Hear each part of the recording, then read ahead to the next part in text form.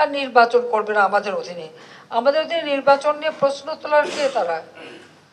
যাদের জন্মই হয়েছে ভোট চুরির মধ্য দিয়ে, তারা আবার প্রশ্ন করে কিভাবে?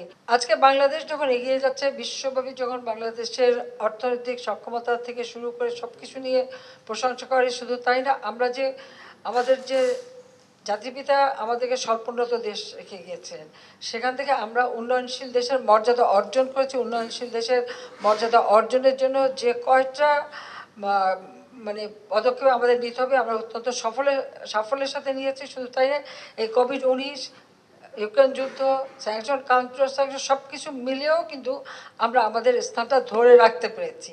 অনেক দেশ পায়নি, কিন্তু আমরা পেয়েছি। 2026 সাল থেকে আমাদের নতুন যাত্রা শুরু হবে, তার প্রস্তুতিও কিন্তু আমরা নিয়েছি।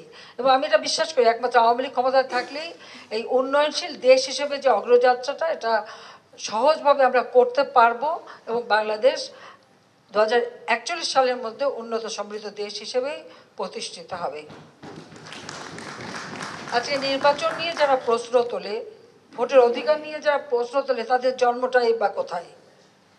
অবৈধভাবে হত্যা, খুন, ষড়যন্ত্রের মধ্য দিয়ে ক্ষমতা দখলকারী, তাদের পকেট থেকে বের হওয়া যে রাজনৈতিক দল, তাদের কাছে এখন গণতন্ত্রের সবক শুনতে হয়, ভোটের অধিকারের কথা শুনতে হয়। যারা হ্যাঁ না ভোট দিয়ে মানুষের ভোট চুরি শুরু করেছিল, আর এরপরে রাষ্ট্রপতি নির্বাচন, তারপরে জাতীয় সংসদ নির্বাচন, 1981 সালে রাষ্ট্রপতি নির্বাচন, বা প্রত্যেকটা নির্বাচনই তো আমরা দেখেছি কীভাবে জনগণের ভোট নিয়ে খেলা হয়।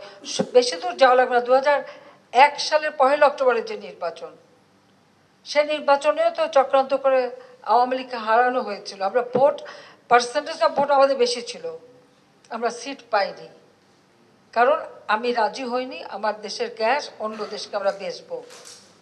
আজকে গ্যাসের জন্য হাহাকার।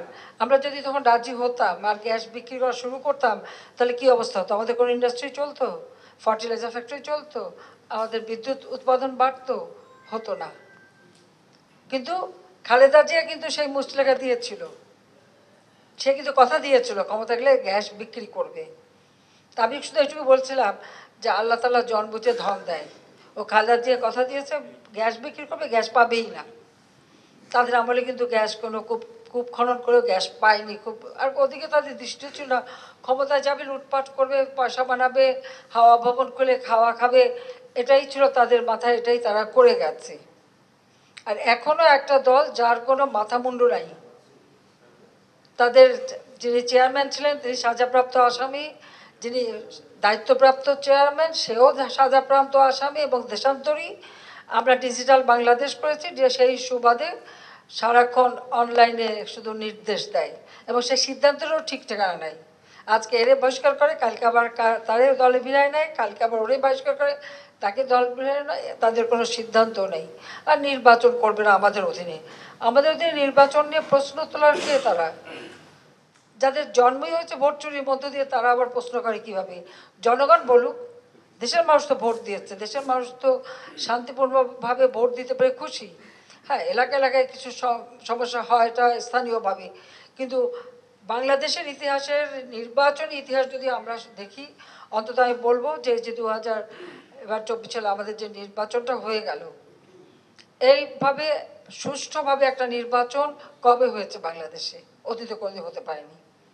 প্রত্যেক নির্বাচনেই, সাধারণ নির্বাচনে লাশ পড়েছে, ভোট বাক্স ছিনতে হয়েছে, নানা রকম ঘটনা ঘটেছে, কিন্তু এটা হয়নি। আমরা জনগণের ভোট নিশ্চিত করেছি, ভোটের অধিকার মানুষের হাতে দিয়েছি, মানুষকে ভোট সম্পর্কে সচেতন করেছি, তাদের সাংবিধানিক অধিকার সম্পর্কে আমরা সচেতন করেছি মানুষকে। কাজে মানুষ আমাদের উপর আস্থা রেখেছে, কারণ আমরা তাদের জন্য কাজ করেছি, সাধারণ মানুষের জন্য। আজকের বাংলাদেশ বদলে যাওয়া বাংলাদেশ। আমরা যে ঘোষণা দিয়েছিলাম 2008-এর নির্বাচনী ইশতেহারে, বাংলাদেশকে আজকে আমরা বদলে যেতে সক্ষম হয়েছি, আমরা করতে পেরেছি। এটাই হচ্ছে আমাদের সাফল্য। এবং আমরা এক ধাপ উত্তরণও ঘটিয়েছি। তারপরেও যাদের পছন্দ হয় না, আসলে ক্ষমতায় নাই, লুটপাট করে খেতে পারে না, সেটাই তাদের পছন্দ না।